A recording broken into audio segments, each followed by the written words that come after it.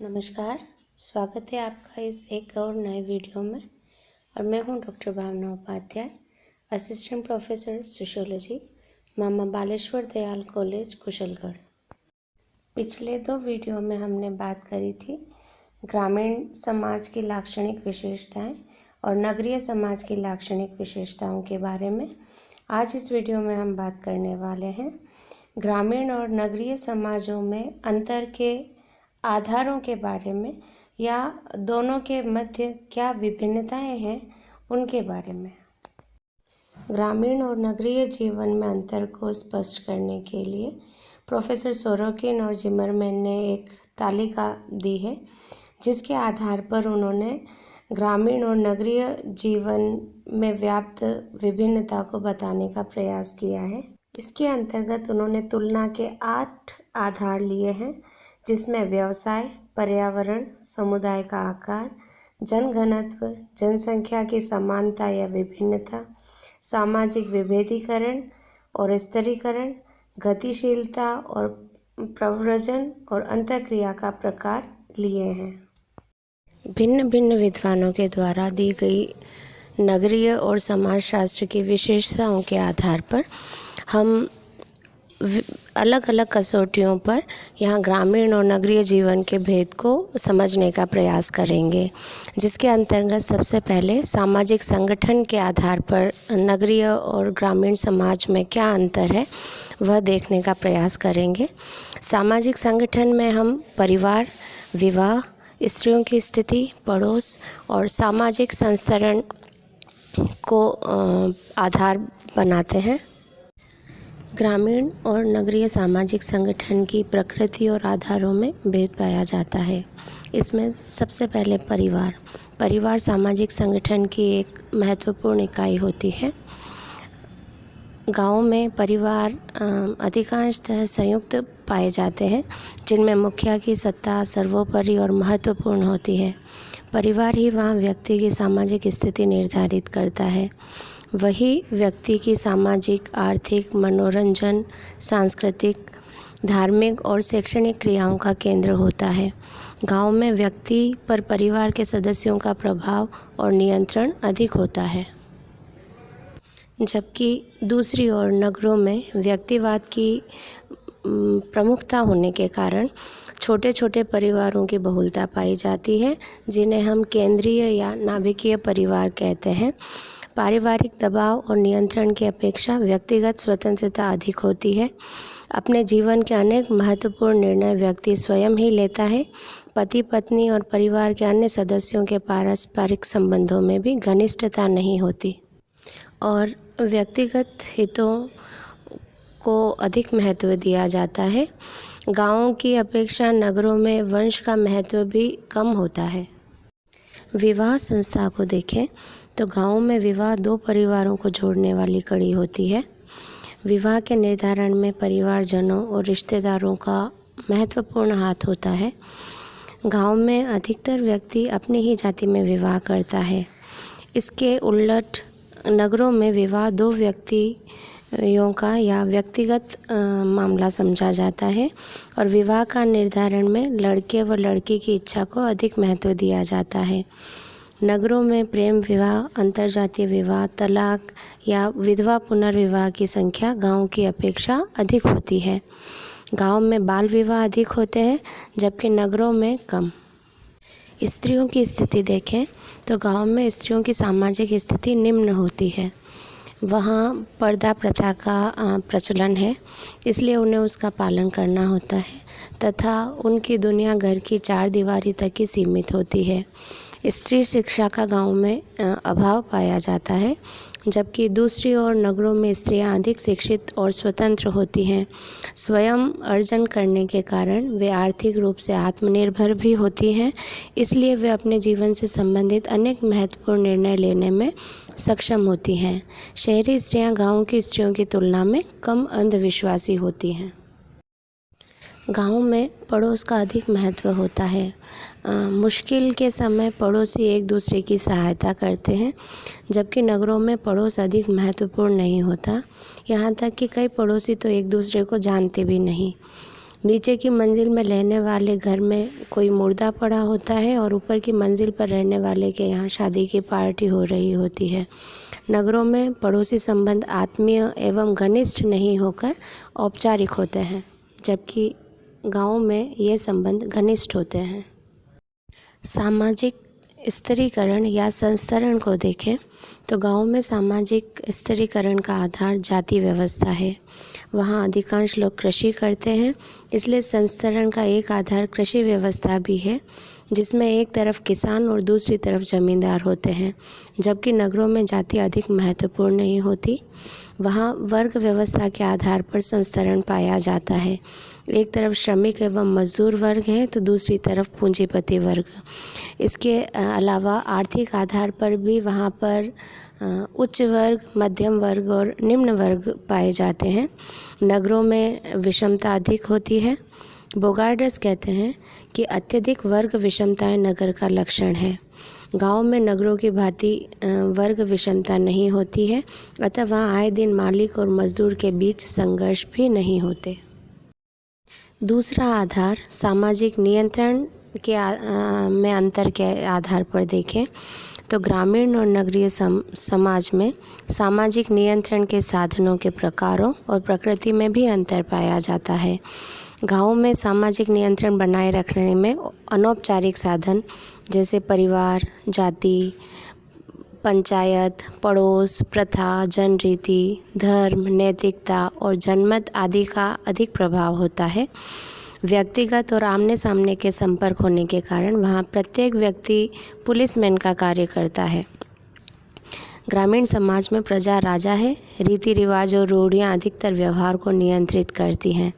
नगर में नियंत्रण बनाए रखने के लिए औपचारिक साधनों जैसे पुलिस, जेल, कानून, न्यायालय, गुप्तचर विभाग, सरकार, संविधान और द्वितीयक समूहों का सहारा लिया जाता है।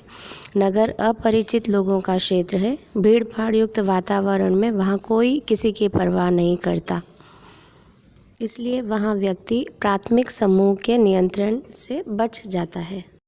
ग्रामीण समाज और नगरीय समाज में अंतर का तीसरा आधार है सामाजिक संबंध। गाँव में जनसंख्या की कमी के कारण सभी लोग परस्पर एक दूसरे को जानते हैं। उनमें प्रत्यक्ष, प्राथमिक, अनौपचारिक और वैयक्तिक संबंध पाए जाते हैं। वहाँ व्यक्ति को महत्व दिया जाता है। नगरों में स्थिति इसके विपरीत है। नगर वैयक्तिक संबंधों की अपेक्षा अवैयक्तिक या औपचारिक संबंधों को अधिक प्रोत्साहन देता है। नगरों में जनसंख्या की बहुलता के कारण व्यक्तिगत संपर्क का अभाव पाया जाता है। वहाँ व्यक्ति को महत्व नहीं दिया जाता।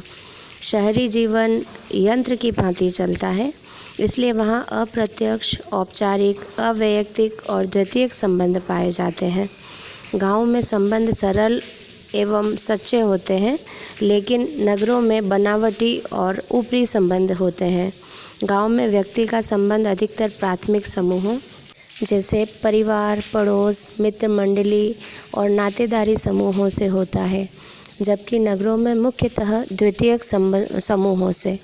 गांव में व्यक्ति अपनी आवश्यकताओं की पूर्ति के लिए प्राथमिक समूहों पर निर्भर होता है, जबकि नगरों में उसे अनेक द्वितीयक समूहों एवं समितियों का सहारा लेना पड़ता है। गांव और नगरों में सामाजिक अंतःक्रिया के आधार पर भी अंतर पाया जाता है। गांव में प्राथमिक और प्रत्यक्ष सहयोग अधिक पाया जाता है, जबकि नगरों में श्रम विभाजन और विशेषीकरण के कारण द्वितीयक और अप्रत्यक्ष सहयोग अधिक पाया जाता है। गांव में प्रतिस्पर्धा बहुत कम या नहीं पाई जाती है, क्योंकि वहां व्यक्ति का समाज में स्थान निर्धारण परिवार, जाति एवं वंश के आधार पर होता है, जबकि नगर में धन एवं काम का अधिक महत्व होने के कारण प्रत्येक व्यक्ति अपनी स्थिति को ऊंचा उठाने के लिए प्रतिस्पर्धा करता है। गांव में प्रत्यक्ष संघर्ष पाया जाता है और लोग शीघ्र ही मरने मारने पर उतारू हो जाते हैं। वहां भूमि, स्त्री व संपत्ति को लेकर संघर्ष अधिक होते हैं। कभी कभी परिवार, जाति या गांव में भी परस्पर संघर्ष देखने को मिलता है, जबकि नगरों में अप्रत्यक्ष संघर्ष अधिक होता है। वहाँ मानसिक संघर्ष एवं शीत युद्ध की स्थिति अधिक देखने को मिलती है। गांव की अपेक्षा नगरों में सहिष्णुता अधिक होती है, अतः वहां विभिन्न व्यक्तियों एवं समूहों के बीच सामंजस्य अधिक पाया जाता है। ग्रामीण लोग रूढ़िवादी और परंपरावादी होते हैं, इसलिए वे नए कानूनों और परिवर्तन को शीघ्रता से स्वीकार नहीं करते, जबकि नगरों में नए कानून और आविष्कार शीघ्र स्वीकार कर लिए जाते हैं। गाँव की अपेक्षा नगरों में आत्मसात की प्रक्रिया तेज होती है। वहाँ विभिन्न सांस्कृतिक समूहों के बीच आदान प्रदान और व्यवस्थापन की प्रक्रिया भी चलती रहती है। सामाजिक दृष्टिकोण के आधार पर देखें तो गांव की अपेक्षा नगरों में सामाजिक विघटन अधिक पाया जाता है। गांव के लोग भाग्यवादी होते हैं, वे प्रकृति और ईश्वर में विश्वास करते हैं, जबकि नगरवासी श्रम को अधिक महत्व देते हैं। नगरवासी धर्म के बजाय बुद्धि और तर्क को अधिक महत्व देते हैं। गांव कृत्रिमता से दूर और आडंबर रहित होते हैं, जबकि शहरी जीवन में बनावट और दिखावा बहुत अधिक होता है। गांव के लोग स्पष्ट बोलने वाले, निष्कपट और सत्यनिष्ठ होते हैं। वे नगरीय जीवन के बहुत से पक्षों की कृत्रिमता से घृणा करते हैं। नगरों में गांव की अपेक्षा राजनीति में अधिक रुचि पाई जाती है। गांव परिवर्तन विरोधी होते हैं, जबकि नगर प्रगतिशील। सामाजिक गतिशीलता और स्थायित्व को देखें तो ग्रामीण जीवन स्थायी है, जबकि नगरीय जीवन गतिशील। नगरवासी साहसी होते हैं और किसी भी प्रकार का जोखिम उठाने को तैयार रहते हैं, इसलिए वे नवीनता, विकास एवं प्रगति के लिए एक स्थान से दूसरे स्थान पर जाने को हमेशा तैयार रहते हैं, जबकि गांव के लोग स्थान नहीं त्यागना चाहते। बाढ़, भूकंप, महामारी और प्राकृतिक विपदाओं के आने पर ही वे अपना स्थान छोड़ने को तैयार होते हैं। इसे स्पष्ट करते हुए सोरोकिन और जिमरमैन कहते हैं, ग्रामीण समुदाय एक घड़े में शांत जल के समान है और नगरीय समुदाय केतली में उबलते हुए पानी के समान। स्थायित्व एक का विशेष लक्षण है, जबकि गतिशीलता दूसरे का गुण है। नगरीय और ग्रामीण आर्थिक जीवन भी काफ़ी भिन्न है। गांव मुख्य रूप से कृषि पर निर्भर है, तो नगर व्यवसायों पर। गांववासियों का जीवन स्तर नगरवासियों की तुलना में भिन्न होता है। नगर के लोग गांव वालों की अपेक्षा अधिक खर्चीले होते हैं। नगर में गांव से खर्च के अवसर अधिक हैं। आराम और विलासिता पर नगर वाले अधिक खर्च करते हैं, तो गांव वालों की खर्च की सीमा आवश्यकताओं तक ही होती है। गांव की अपेक्षा नगरों में श्रम विभाजन और विशेषीकरण अधिक पाया जाता है। गांव में वस्तु विनिमय का प्रचलन होता है, जबकि शहरों में मुद्रा अर्थव्यवस्था का प्रचलन होता है। ग्रामीण और नगरीय सांस्कृतिक जीवन को देखें तो गांव में सांस्कृतिक स्थिरता पाई जाती है, जबकि नगर की संस्कृति परिवर्तनशील है। सांस्कृतिक स्थिरता गांव को रूढ़िवादिता को जन्म देती है, जबकि नगरों में सांस्कृतिक परिवर्तनशीलता प्रगति को प्रदर्शित करती है। ग्रामीण संस्कृति में परंपरा का अधिक महत्व होता है, जबकि नगरों में नवीनता और फैशन को अधिक महत्व दिया जाता है। सामाजिक विघटन की यदि बात करें तो गांव में व्यक्तिगत विघटन कम है, जबकि नगरों में व्यक्ति मानसिक संघर्ष और निराशा से पीड़ित होता है। वहाँ आए दिन आत्महत्याएं, चोरी, डकैती, बलात्कार, विवाह विच्छेद, पृथक्करण आदि की घटनाएं होती रहती है। ग्रामीण समाज में अपराध और बाल अपराध नगरों की तुलना में कम पाए जाते हैं। अतः कहा जा सकता है कि ग्रामीण समाज में सामाजिक विघटन कम होता है, जबकि नगरीय समाजों में विघटन की मात्रा अधिक रहती है। ग्राम और नगरों में मनोवैज्ञानिक रूप में भी अंतर पाया जाता है। गांव के लोग सामुदायिक भावना को अधिक महत्व देते हैं, उनमें सहनशीलता और प्रेम अधिक पाया जाता है, जबकि नगर में व्यक्तिवादी भावना प्रबल होती है। वे सामूहिकता के स्थान पर व्यक्तिगत हितों को अधिक महत्व देते हैं। इन सभी आधारों में अंतर देखने के बाद भी कुछ अन्य ऐसे आधार भी हैं जिन पर ग्रामीण और नगरीय समुदायों में भिन्नता पाई जाती है। जैसे गांव की अपेक्षा नगरों में फैशन का प्रचलन अधिक होता है। गांव में धर्म की प्रधानता होती है तो नगरों में कर्म की। गांव की अपेक्षा नगरों में तर्क और विज्ञान में अधिक विश्वास किया जाता है। गांव में निरक्षरता अधिक होती है जबकि नगरों में साक्षरता। गांव की अपेक्षा नगरों में राजनीतिक चेतना अधिक पाई जाती है। जनसंख्या की अधिकता और विभिन्नता गांव की अपेक्षा नगरों में अधिक देखने को मिलती है। गांव और नगरों में इन सब विभिन्नताओं के होने के बाद भी वे दोनों एक दूसरे से एकदम अलग नहीं हैं। सिर्फ मात्रा का ही इनमें भेद है। जो विशेषताएं गाँवों में है ऐसा नहीं है कि वो शहरों में नहीं पाई जाएगी, या जो विशेषता शहरों में है वह गाँव में देखने को नहीं मिलेंगी। में अंतर केवल मात्रा का है। ऐसा नहीं हो सकता कि जो विशेषता गाँव में पाई जाती है वो नगरों में नहीं होगी और नगरों की विशेषताएं गाँव की विशेषताओं से एकदम अलग होगी। दोनों ही समुदाय परस्पर निकट आ रहे हैं और एक की विशेषता दूसरे में फैल रही है। इस संदर्भ में मैकाइवर और पेज कहते हैं, गांव एवं नगर दोनों ही समान हैं। इसमें न तो कोई एक दूसरे से अधिक प्राकृतिक है और न ही कृत्रिम।